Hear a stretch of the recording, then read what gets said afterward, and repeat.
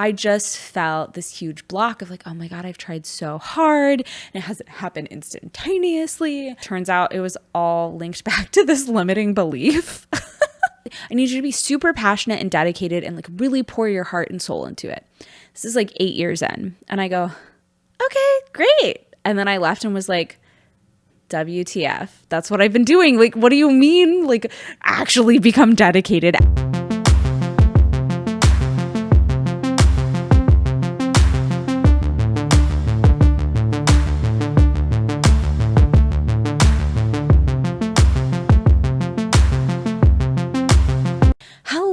Welcome to the head of the table. Welcome, my aspiring leaders. My name is Nora Riddle. I am a former policy advisor, former chief of staff in corporate America, and your advisor on all things leadership, and the host of the head of the table. I'm so excited you're here. If you haven't already done so, please subscribe or follow. If you're on YouTube, make sure you also click that notification bell. It's super important for you to get updates about the podcast. And also it really helps me grow a community where no matter your background, your identity, or what you want to accomplish, you can take the next steps to become a leader, or you can become a better leader. So thank you so much for being here, and I'm just so excited to talk about this week's topic, which is hilarious because it is something I historically have been quite bad at, and I don't think it's fun for most people. We are talking about consistency and dedication, and I think a lot of times we get this idea that being consistent, having consistent habits, particularly in a professional setting, is like if you love your job, it's going to be so easy. And if you don't love your job, that's also okay. Like it's just you're going to follow the steps and do the thing and whatever. I have had historically such a hard time with consistency, which I'm sure to some people listening to this podcast, that might be a surprise because I've gotten rather far in my career without really having to be that consistent. Obviously, I always got my work done on time or ahead of schedule, but consistency has been really hard as I've wanted to kind of take the next steps, or some people call it like up level. So whether that means kind of getting to the next promotion, getting to the next step in my career, creating something new. And as I was, where was I? Honestly, I think I was doing like a planning or strategy session for the podcast just to make sure that, I had plenty of content for the new year, kind of looking at how I might want to change some things. And it dawned on me that like I have had this issue where I start a new project and it's so fun and exciting. And then I just get bored and I'm like, never mind. It's fine. I didn't have to do it. And that kind of happened with the podcast as I hit like early December and I was starting to do some planning sessions for 2026. I was like, well, I don't have like 1 million followers. So like, what's the point? Which one is ridiculous. I'm so grateful that so many of you are here. I know we're over 30. It's amazing. I think we have 36 by the time that I'm recording this. And I'm just so grateful all 36 of you are here. Thank you so much. But I just felt this huge block of like, oh my God, I've tried so hard and it hasn't happened instantaneously. And I think I've talked a little bit about this on the podcast before, where it's like 70% of podcasts don't make it past episode 3. And I heard a statistic on the podcast Two Girls, One Ghost, which is hilarious. If you need just like the silliest little entertainment podcast and you like paranormal or like mysteries or anything, they're fantastic. They're so funny and they just crack me up. It's like a good stress relief podcast. And so I was listening to their podcast and Corinne said that like of like, I think it's like 900,000, maybe it's like 900,000 like podcasts only have like an episode. I'm like totally misremembering this. Anyway, my point is that there's a lot of people who start a podcast and then they immediately stop a podcast because it's too much effort. They don't get that like positive feedback immediately. And that's really hard for our brains to deal with. And I've had this issue where I've started a project, I've started something I'm really passionate about, I start to work out. I've always I thought I was just someone who loved having hobbies, but turns out it was all linked back to this limiting belief from years ago. God, it's got to be over a decade, multiple decades. That's embarrassing. No, it's totally fine. But as I was strategizing, I was kind of like, oh my God, I'm not getting the views. I want to quit. I launched my consulting business and career coaching businesses last year. And I really was just like, oh my God, I want to give up. It's not where I thought it would be. And I realized that years and years ago, I was a ballerina. I did ballet for 8-9 years. I basically did it from whenever I could walk right up until I got to point. And I had this hilarious realization. I quit right before point because if you don't know, in ballet, ballerinas don't naturally just have the super pointed ankle or the super pointed foot and the ankle that perfectly aligns. So a lot of times you have to stretch out the muscles because it's your body's not meant to actually kind of go that way. It's not originally built that way. Is it meant to go that way? Probably not. But I'm not going to shame any ballerinas because one, they could totally fight me and win easily because they are so strong, and two, if they are doing what they love, that's all that matters. But I got to a point where I was trying to stretch out my muscles.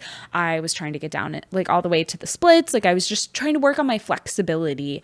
And I was at the awkward stage in middle school where I gained a little weight, and I realized now it was I just didn't have the resources and the education about a balanced diet.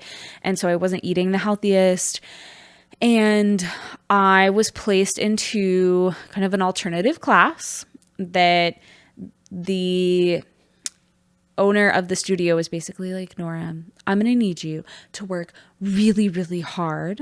And then you can come and join the regular class again. I need you to stretch. I need you to do all this extra stuff. I need you to eat healthy. I need you to be super passionate and dedicated and really pour your heart and soul into it.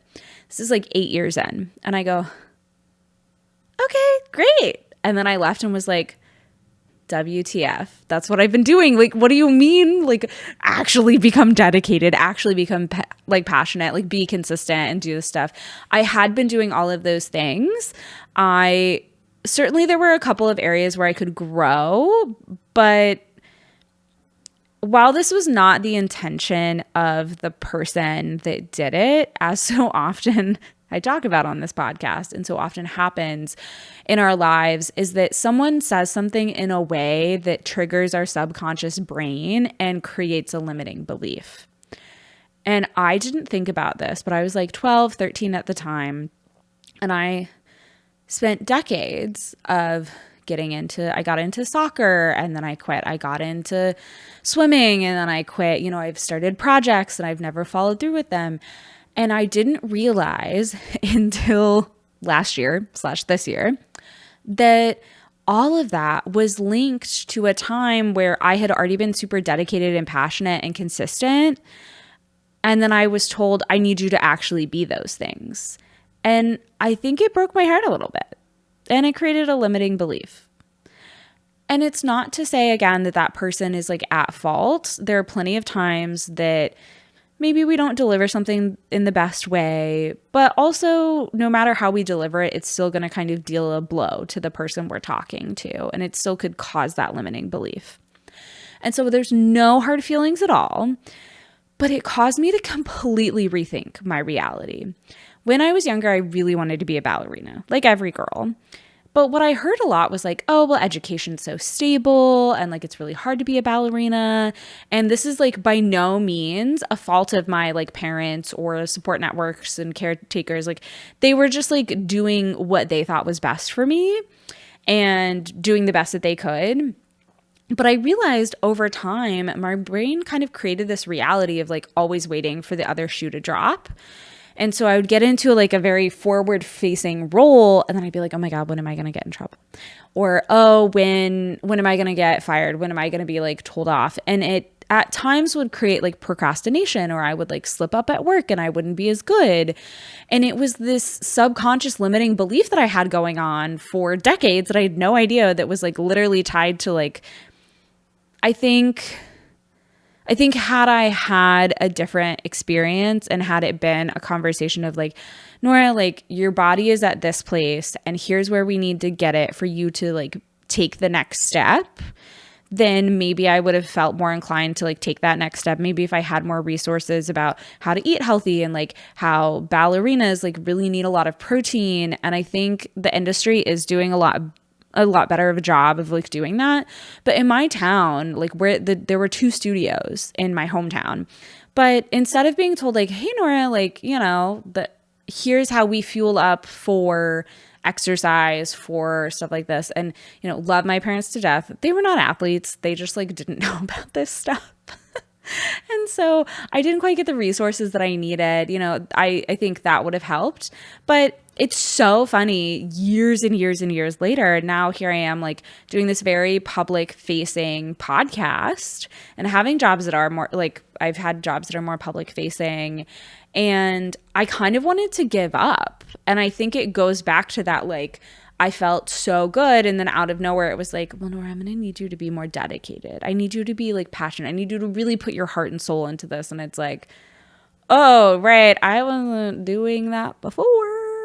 Oops. I was totally doing that before. But it was just like that belief, and working through that belief and removing it has created such a huge breakthrough of like, I got all these great podcast ideas. I'm really excited. I'm working with new clients, with my consulting business, with my career coaching business. Like I've just had all these opportunities open up because as ideas come to me, as I'm excited, like I wake up and I'm excited every single day to start my day, even if I'm tired. Because I had this funky limiting belief for the longest time around consistency. Because even though I was super consistent and I was super dedicated, I wasn't receiving the opportunity that I thought I would receive. And it created this whole belief that's like absolutely hilarious. So to back up a little bit, I went to this dance studio. My best friend also went to the same studio. We didn't know each other. We didn't go to the same schools. But we lived in the same town, and we ended up meeting in high school because like we sat next to each other in a US history class. And as we started to become friends and talk more, suddenly we realized we both went to the same dance studio. And I always thought like, oh my God, I wasn't good enough. I couldn't hack it. And so like I just quit. I wasn't given the resources. I just couldn't, like I basically kind of, my subconscious brain created that limiting belief. And then I just moved forward and was like, no big deal.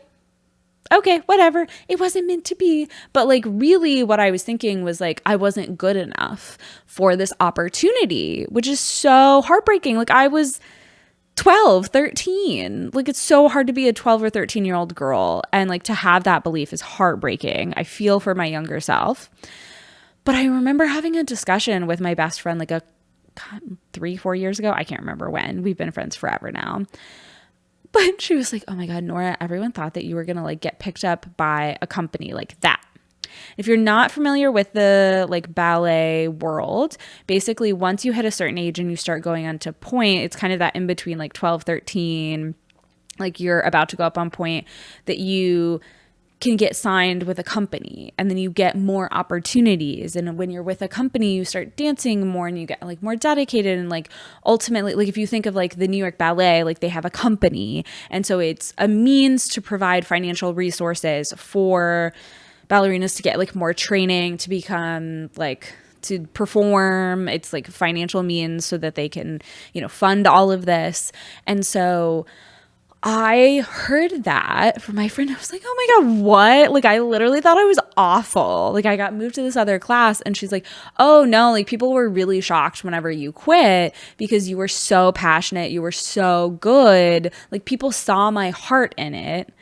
And that has changed my perception of things, because one, it means if you're passionate about something, people can see it and you're probably pretty good at it. And so no matter what you're telling yourself whether subconscious or consciously, you are better at it than you think. And I would encourage you to talk with people. Like, this is where I talked about having a hype team, whether it's an inner circle or just like friends, mentors, whoever it is. Like, you need to have your people that you can call up and be like, oh my God, I feel so terrible about myself. And they can be like, what are you talking about? You are such a baddie. Like, that is what you need. And this has shifted kind of my reality. And I hope it shifts your perception too, of so often when we have that negative thought or we have those limiting thoughts of like, we're not good enough, really, it could just be a incorrect belief. It could just be something that we were perceiving wrong. And so at the end of the day, it is on you to continue to support yourself and find people who can support you. And also to, maybe as you have these weird memories pop back up where you're like, oh, I haven't been consistent since this one time. Maybe you need to work through that. So I'd really encourage you to kind of look into that. But also to know that if you're passionate about something, if you're dedicated, you might occasionally hit a speed bump, but don't let that stop you. And don't let the fear, what is it? Oh my God, there was this great saying, and I don't know where it originally comes from. You guys are going to laugh at me, but I remember it from A Cinderella Story. Yes, the one with Hilary Duff, because that is the appropriate age and just speaks to my soul for movies. I remember it says, don't let the fear of striking out keep you from playing the game. And while I certainly can't go back in time and tell little ballerina Nora, oh my gosh, you can do it, keep going, and like become a ballerina, because we, don't have time travel, nor do I think that that's really beneficial. But every time that I face that doubt, every time I have those moments that I'm like, oh, can I really do this? Or just like, oh, I just want to stop doing this. Like, I'm not getting the results I want. I now realize and understand that that comes from a place of, I didn't get something I really, really wanted. And I didn't feel like I could accomplish it because I didn't feel like I had the resources, and maybe it just wasn't meant to be. But I can now honor my younger self by not giving up on this podcast, by creating a community where people can come and find the resources that they need, whether that's coming here and, chatting in the comments about maybe a time that you're like, oh, wow, yeah, like when I was 8 or 9, this thing happened, and now I'm like really afraid to like speak in front of people. Or maybe I'm really afraid to like be close with my coworkers because of a past experience that I've had. Or if it's working one-on-one with me as a career coach, working with, someone else who can maybe help you, maybe someone who can help you work through some of those limiting beliefs. But at the end of the day, I want this to be a place where we can all come and realize that, well, maybe limiting beliefs have held us back in the past, or we've had experiences where we haven't accomplished the dreams that we've wanted to. That doesn't mean we can't accomplish them now. That doesn't mean we can't have new dreams that we go for. And no matter the speed bumps, we just keep going. That was my dog in the background. Maybe we'll have a Charlie spotting this episode. TBD. I think he's maybe about to head up the stairs. Oop, Charlie spotting. Thank you so much for joining this week's episode of The Head of the Table. I really hope that this story encourages you to not only kind of look at some limiting beliefs, but know that you can always accomplish your dreams, no matter how hard or far-fetched they seem, and no matter how many speed bumps you hit along the way. If you want to follow along for Charlie spottings, for the kind of behind the scenes for the Head of the Table podcast, you can follow on Instagram or TikTok at the Head of the Table podcast.